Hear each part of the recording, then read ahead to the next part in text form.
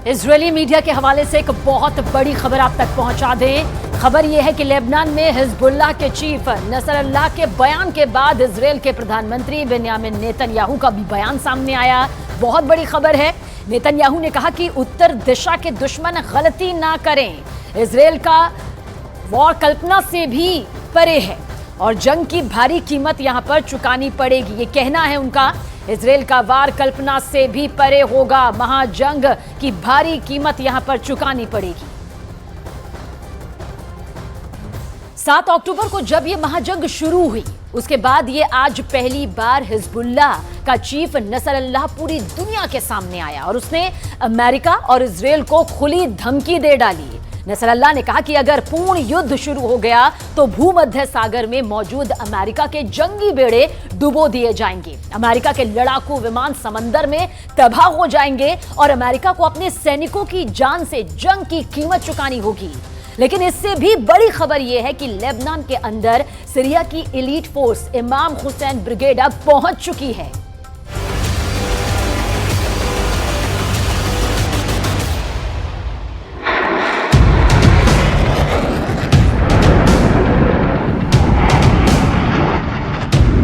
पहले हमास, फिर हिजबुल्लाह, इसके बाद हूथी और अब इजरायल से भिड़ने के लिए लेबनान पहुंच चुकी है बेहद खतरनाक और एलीट फोर्स इमाम हुसैन ब्रिगेड।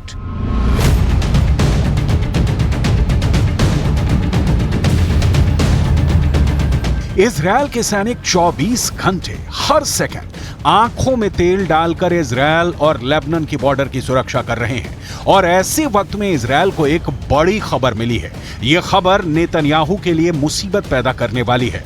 इमाम हुसैन ब्रिगेड को सीरिया से लेबनान में शिफ्ट किया जा चुका है और लेबनान के अंदर इस वक्त इमाम हुसैन ब्रिगेड को मौजूद बताया जा रहा है।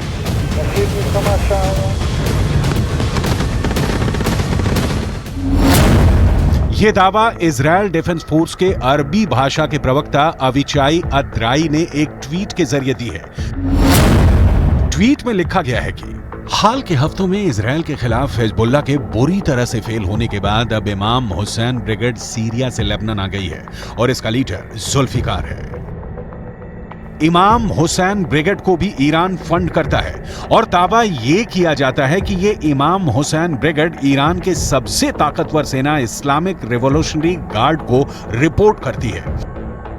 इमाम हुसैन ब्रिगेड का सीधे लेबनान में पहुंचना गुरुवार को लेबनान से एक बार में लगातार 19 हमले और फिर शुक्रवार को हिजबुल्लाह के चीफ नसरुल्लाह की फायर ब्रांड स्पीच से साफ है कि मिडिल ईस्ट में अमेरिका और इजरायल के लिए खतरा बढ़ गया है। الاحتمالات في جبهتنا اللبنانية مفتوحة.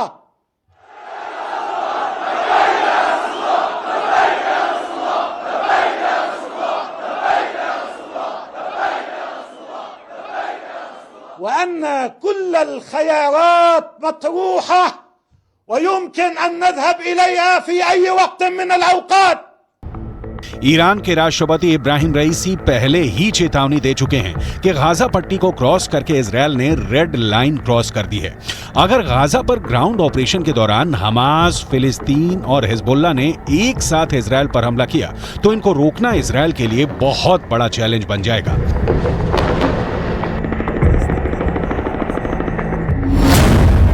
गाजा में हमास के लड़ाकों की तादाद 40 से 50 हजार के करीब है। उत्तर की तरफ लेबनान में मिलिशिया हिजबुल्लाह की तादाद 1 लाख से ज्यादा है। इनके सामने इजरायल में एक्टिव और रिजर्व फोर्स मिलाकर 6 लाख से ज्यादा सैनिक हैं। ये आंकड़े बताते हैं कि इजरायल के पास 4 गुना ताकत है।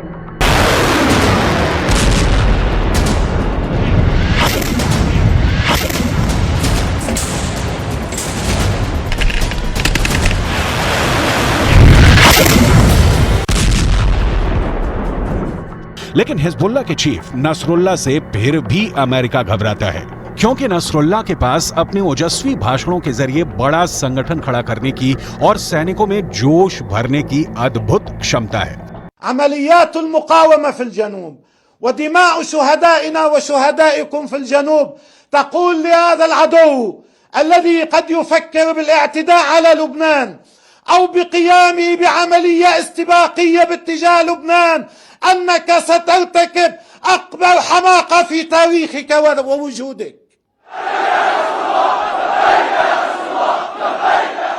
सबसे बड़ी बात यह है कि हिजबुल्लाह के पास एक ट्रेंड सेना है जिस पर विजय पाना हमास से भी ज़्यादा कठिन काम है। हिजबुल्लाह के पास हथियारों का विशाल भंडार है। हिजबुल्लाह के पास गाइडेड मिसाइलें भी हैं जो इजराइल के अंदर तक मार कर सकती हैं। हिजबुल्लाह के पास एंटी टैंक मिसाइलों का बहुत बड़ा जखीरा है जिसकी वजह से इजरायल को नुकसान भी पहुंचा है। ये मिसाइल ईरान से सप्लाई की जाती रही है और ऐसी मिसाइलों का हिजबुल्लाह के पास बहुत बड़ा जखीरा है।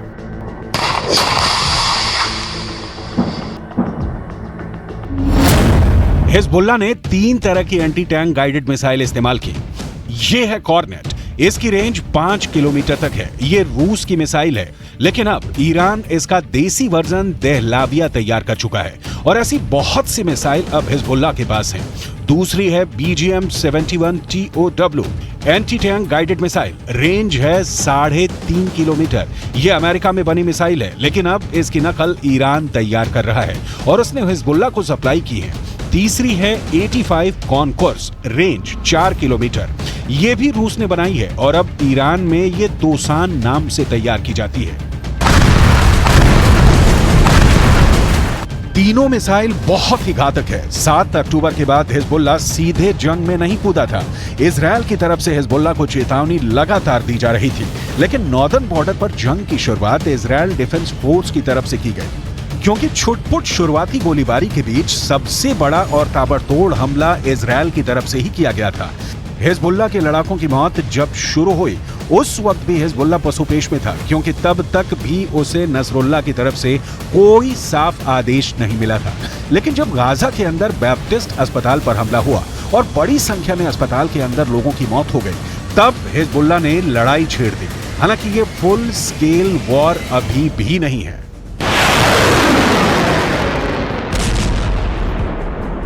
और इस 3 हफ्ते की लड़ाई में हिजबुल्लाह के अब तक 50 से ज़्यादा लड़ाके मारे जा चुके हैं। अक्टूबर के तीसरे हफ्ते में तो हिजबुल्लाह के 20 से ज़्यादा लड़ाके मारे गए थे, जिसके बाद इस जंग में हिजबुल्लाह धीमा पड़ता नजर आया, लेकिन बाद में धीरे धीरे वो इस जंग में फिर वापस आ गया। ईरान कभी अपनी जमीन पर युद्ध नहीं लड़ेगा, क्योंकि उसके रणनीतिकार बहुत होशियार हैं। ईरान की सरकार यमन, इराक और सीरिया को जमीन का इस्तेमाल करके अमेरिका और इजरायल के ठिकानों पर हमला कर रही है। इन देशों में अपनी जड़ें जमाने के लिए ईरान ने बरसों की मेहनत की है और अब वो उसका फायदा उठाना चाहते हैं। लेबनान एक ऐसा ही देश है जो जंग की चपेट में धीरे धीरे आता जा रहा है। लेबनान के अखबार नहार नेट ने यह रिपोर्ट किया है कि इजरायल ने ब्लीडा इलाके के पूर्वी बाहरी इलाके में फास्फोरस बम से हमला किया है, जिसकी वजह से वहां मौजूद आसपास के जंगलों में भारी आग लग गई थी। इन फास्फोरस बमों से लगी आग लंबे इलाके में फैले जंगलों तक फैल गई, जिससे भारी नुकसान हुआ। इजराइल की तरफ से लगातार ये कहा जा रहा है कि लेबनान हिजबुल्लाह के कंधों पर बंदूक रखकर जंग में कूदने का जोखिम ना उठाए, क्योंकि इस बार लेबनान बहुत बुरी तरह जंग की चपेट में आएगा और फिर ये कहकर पल्ला नहीं झाड़ सकता कि इस जंग में उसे हिजबुल्लाह ने घसीटा है। इजरायल के प्रधानमंत्री बेंजामिन नेतन्याहू पहले ही ये कह चुके हैं कि लेबनान को इस बार ऐसा जवाब दिया जाएगा कि वो दूसरी जंग लड़ने के काबिल ही नहीं बचेगा। שאתם עושים פה ומה ששמעתי עכשיו מהמפקדים שלכם זה דבר חשוב מאין כמוהו. אתם הורגים אנשי חיזבאללה שמנסים לתקוף את קו החזית שלנו. אני לא יודע עכשיו, כשאני נמצא איתכם, אני לא יכול להגיד לכם כרגע אם חיזבאללה יחליט להיכנס בצורה מלאה למלחמה. नेतन्याहू के अलावा इजरायल के रक्षा मंत्री योव गैलेंट पहले ही कह चुके हैं कि इस युद्ध में इजरायल का बदला ये तय करेगा कि अगले 75 साल तक इजरायल की जमीन पर रहेगा या नहीं। अभी तक हिजबुल्लाह के 50 से ज्यादा लड़ाकों के मारे जाने की खबरें आ चुकी हैं, लेकिन इसके बावजूद भी इजरायल के रक्षा मंत्री ने बयान ये दिया है कि अभी वो युद्ध को विस्तार नहीं देना चाहते। מנהלים מלחמה בחזית הדרומית כנגד חמאס. אנחנו מוכנים לכל התפתחות בצפון, חיזבאללה סופג נפגעים רבים, יחד עם זה אין לנו עניין להרחיב את המלחמה. אם נידרש לעניין הזה, נדע מה לעשות, הכוחות מוכנים בהגנה. नोट करने वाली बात यह है कि जब इजरायल नॉर्दर्न बॉर्डर पर युद्ध का विस्तार नहीं चाहता है, तब 45 से ज्यादा हिजबुल्लाह लड़ाके मारे जा चुके हैं। तो सवाल यह उठता है कि अगर इजरायल युद्ध का विस्तार कर देगा तो फिर हिजबुल्लाह की हालत क्या होगी?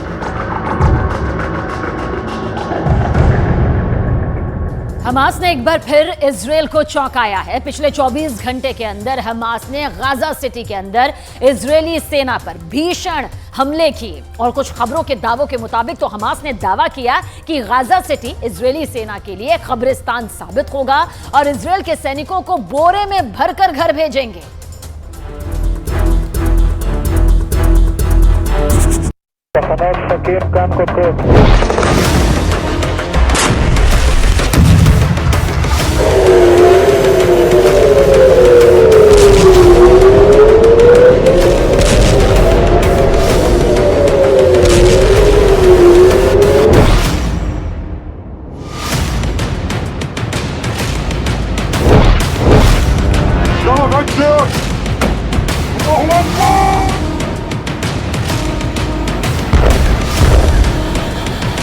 יותר מפאתי העיר, אנחנו מתקדמים, אנחנו גם מבינות.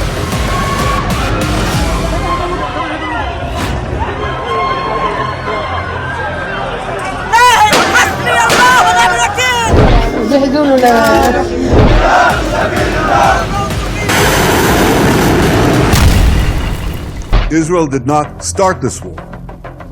Israel did not want this war. But Israel will win this war. Israel will win this war. काले बोरे में भर देंगे इजरायली सैनिकों की लाशें। लगभग 30 दिन की जंग के बाद अब ऐसा लगने लगा है कि गाजा पट्टी में कोई भी जिंदा नहीं बचेगा। भले ही इजरायली सेना दावा करे कि उसने 4 हफ्ते से ज्यादा की जंग में हमास के 11,500 से ज्यादा टारगेट तबाह कर दिए हैं, लेकिन हैरान करने वाली बात यह है कि 41 किलोमीटर लंबी और 10 किलोमीटर चौड़ी गाजा पट्टी में हमास इजरायली सेना को जबरदस्त टक्कर देने लगा है। 7 अक्टूबर से अब तक हमास के लड़ाके 338 से ज्यादा इजरायली सैनिकों की जान ले चुके हैं। हालात ये हो गए हैं कि 29 अक्टूबर से अब तक गाजा सिटी के अंदर 23 से ज्यादा इजरायली सैनिक मारे जा चुके हैं। लेकिन उसके बावजूद इजरायली सेना और युद्ध सरकार दावा कर रही है कि हम हमास को हमेशा के लिए इतिहास बनाने जा रहे हैं। हम आपको गाजा सिटी से आ रही उन तस्वीरों और खबरों को दिखाने जा रहे हैं जो ये साबित कर रही हैं कि इजरायली सेना गाजा सिटी में महज 5 किलोमीटर लंबे इलाके में भयंकर खून खराबे के बीच फंस चुकी है। हम आपको ये भी बताएंगे कि अचानक हमास इजरायली सेना पर बंकर और सुरंगों से निकलकर कैसे हमला करने लगा है।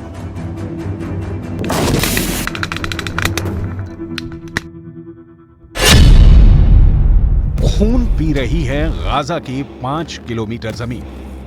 יש לנו הצלחות מאוד מרשימות, אנחנו בפאתי העיר עזה. प्रधानमंत्री बेंजामिन नेतन्याहू लगातार अपने सैनिकों का हौसला बढ़ा रहे हैं। खबर आ रही है कि गाजा सिटी में 5 किलोमीटर अंदर इजरायली सेना ने भयानक हमले किए हैं।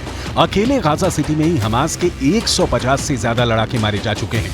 36 घंटे पहले इजरायली वायुसेना के हवाई हमले में हमास की सेंट्रल जबालिया बटालियन के कमांडर इब्राहिम बियारी को मार गिराया है, जबकि उसके पहले हमास का एयर चीफ, नेवल चीफ मारे जा चुके हैं। इधर जमीन पर जंग के हालात काफी हद तक बेहद खराब और खूनी हो चुके हैं। आईडीएफ के प्रवक्ता डेनियल हगारी का दावा है कि आईडीएफ गाजा शहर में आगे बढ़ रही है। आगे आखिरी संदेश, हमास का करो सर्वनाश। כבר יותר מפאתי העיר, אנחנו מתקדמים, יש לנו גם אבדות כואבות, כי כל חייל שנופל זה עולם ומלואו, וליבנו עם המשפחות. אבל אני רוצה להעביר דבר אחד, ואמר את זה עכשיו אחד הלוחמים, שום דבר לא יעצור.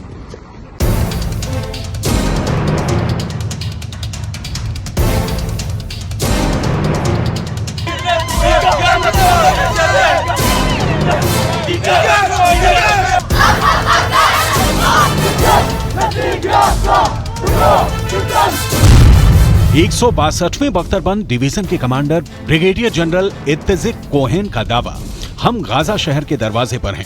अब हमास के लड़ाकों से सीधी लड़ाई हो रही है। हमारे सैनिक हथियारों और एयरक्राफ्ट्स के जरिए हमास के कमांड सेंटर, लॉन्चिंग पोजीशन, सुरंगों और दूसरे ठिकानों पर हमला कर रहे हैं। קיבלנו משימה חשובה לצאת ולהכריע את החמאס. אנחנו נמצאים עכשיו בעיצומה של מערכה, כוחות האוגדה נמצאים בעומק הרצועה על שערי העיר עזה. אנחנו נמצאים על שערי העיר עזה.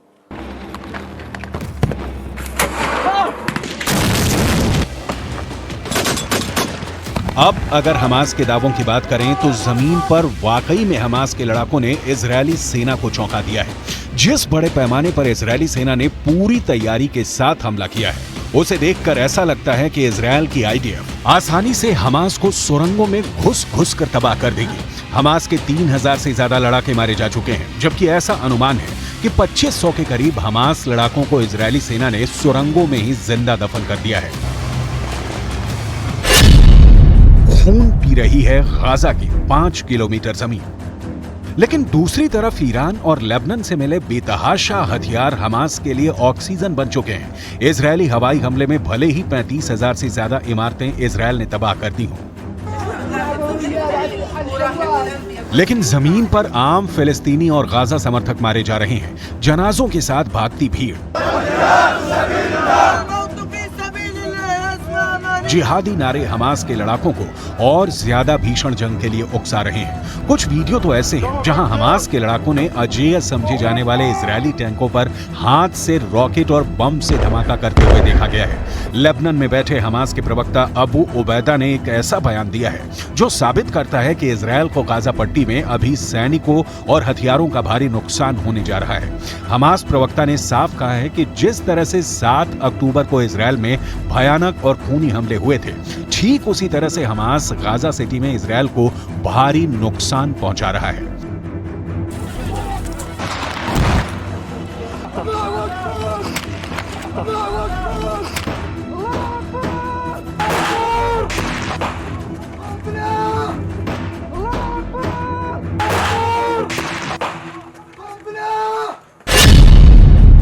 काले बोरे में भर देंगे इजरायली सैनिकों की लाशें।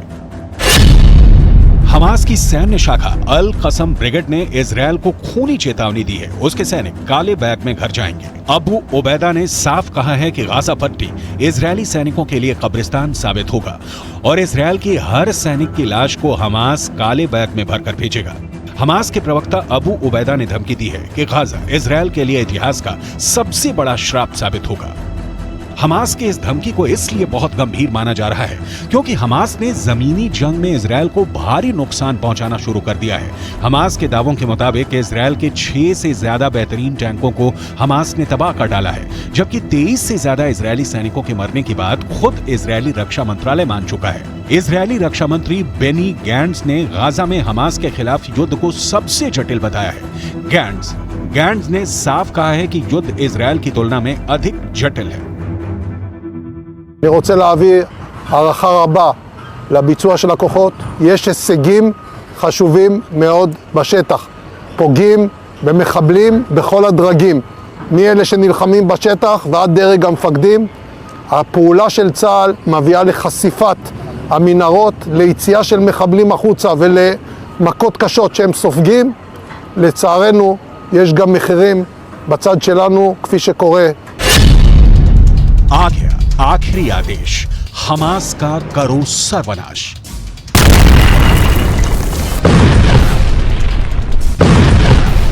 इधर इजरायली पीएम नेतन्याहू ने फिर डंके की चोट पर कहा है कि हम गाजा शहर में पहले ही घुस चुके हैं, अब हमें कोई नहीं रोक सकता है। हमारी पूरी कोशिश है कि जंग में फिलिस्तीनियों की मौत ना हो, लेकिन हमास के लड़ाके उनके बीच में घुसे हुए हैं। उनके घरों के नीचे सुरंगें बना ली हैं। ऐसे में कुछ जगहों पर फिलिस्तीनियों के होने के बावजूद इजरायल हमला करने को मजबूर हो रहा है। यही वजह है कि हजारों फिलिस्तीनी और हमास समर्थक गाजा और वेस्ट बैंक में मारे जा रहे हैं।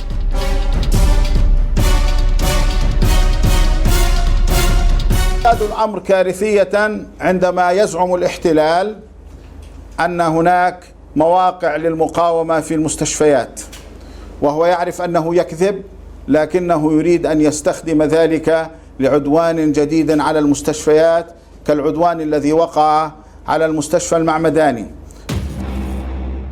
गाजा में मौजूद 35 अस्पतालों में से 16 अस्पताल फ्यूल यानी ईंधन की कमी की वजह से बंद हो चुके हैं। इजरायली सेना का दावा है कि हमास अस्पतालों का ईंधन लूट रहा है। हमास के पास 5 लाख लीटर ईंधन होने का दावा किया गया है। दावा तो यहाँ तक किया गया है कि हमास सुरंगों से ईंधन को पेट्रोल बम की तरह इस्तेमाल कर रहा है। इजरायल के डिफेंस फोर्सेज ने गाजा में हमास की सुरंगों को तोड़ना शुरू कर दिया है। इजरायली मीडिया के मुताबिक हमास की सुरंगों को फिलहाल गाजा के उन इलाकों में तोड़ा जा रहा है जो इजरायल के कब्जे में है। इन्हें तोड़ने के लिए इजरायली इंजीनियर्स विस्फोटक और रोबोट्स का इस्तेमाल कर रहे हैं। आईडीएफ की सदर्न कमांड के हेड ने दावा किया है कि हम हमास की सुरंगों पर हमला कर रहे हैं, हम सुरंगों की एंट्री बंद कर रहे हैं, हमास के कमांडरों को अंदर ही दम घोंट कर मार रहे हैं। आईडीएफ के मुताबिक हमास की टनल अब हमास लड़ाकों की कब्र बनती जा रही है। अब देखना होगा कि अगले 12 से 24 घंटे के अंदर गाजा की जमीन पर इजरायली सेना हमास के लड़ाकों को कैसे हराती है। इजरायल के टैंक गाजा शहर को चारों तरफ से घेर कर खड़े हैं। गाजा के अंदर इजरायली फोर्स और हमास के बीच आमने सामने का महायुद्ध चल रहा है। इजरायली सेना सुरंगों में छिपे हमास के लड़ाकों को चुन चुन कर मार रही है, उनका खात्मा कर रही है। हमास का दम निकलता जा रहा है। हमास का टॉप कमांडर का लीडर इस्लाम हनिया तिल तिल कर मर रहा है और इस बीच गाजा द बर्निंग सिटी में तब्दील हो चुका है।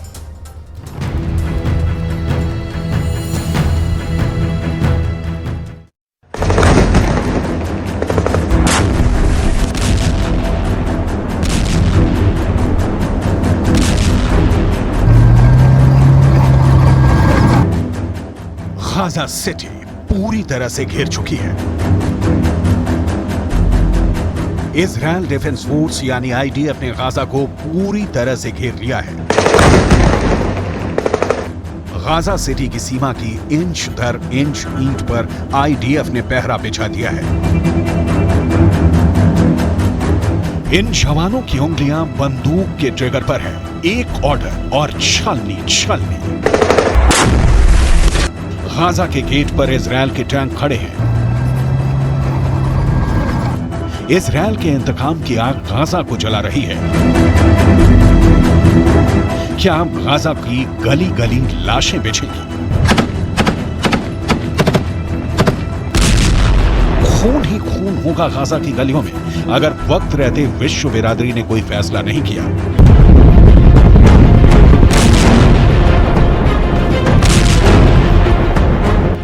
शांति के सफेद कबूतर उड़ाने से नहीं, जमीन पर उतरकर एक्शन से मिलेगा हल इजरायल युद्ध का। लेकिन ये हल किसे चाहिए, इसकी डिटेल जाननी बहुत जरूरी है। लेकिन उसके पहले खबर घिर चुकी सिटी गाजा की। पहले इसे नक्शे पर समझने की कोशिश करते हैं। गाजा सिटी गाजा के उत्तर हिस्से में है, दक्षिणी हिस्से में मिस्र है और पूरे पूरब में इजरायल की सीमा फैली है।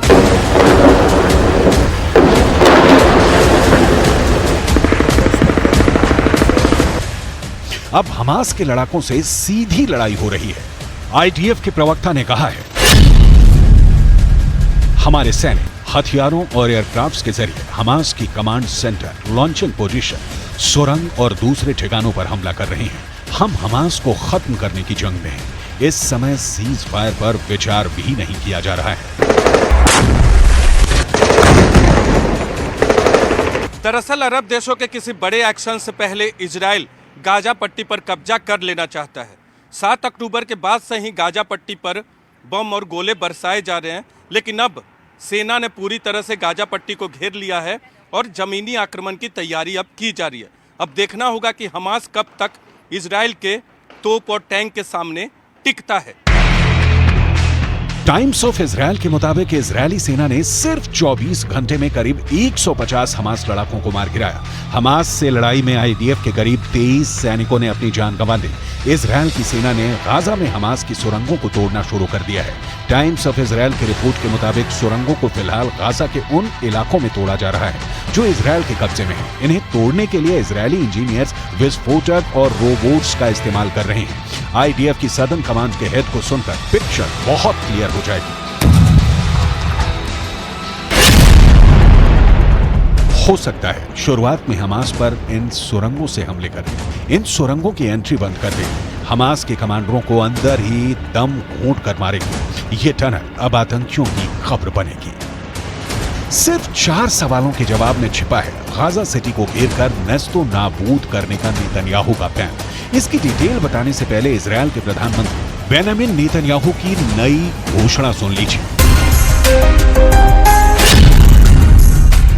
हम जंग के चरम पर पहुंच गए हैं, हमें कई प्रभावशाली सफलताएं मिली हैं।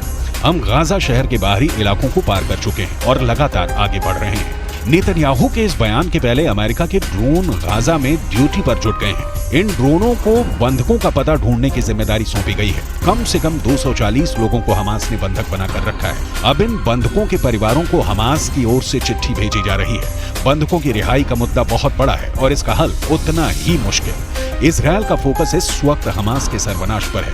हमास की ओर से ये कहे जाने के बावजूद कि इजरायली हमले में 50 बंधकों की मौत हो गई है, नेतन्याहू नहीं रुके। एक और रिफ्यूजी कैंप पर हमला हुआ है। जबालिया की तरह यहां भी हमास के लड़ाकों के छुपे होने की बात थी, लेकिन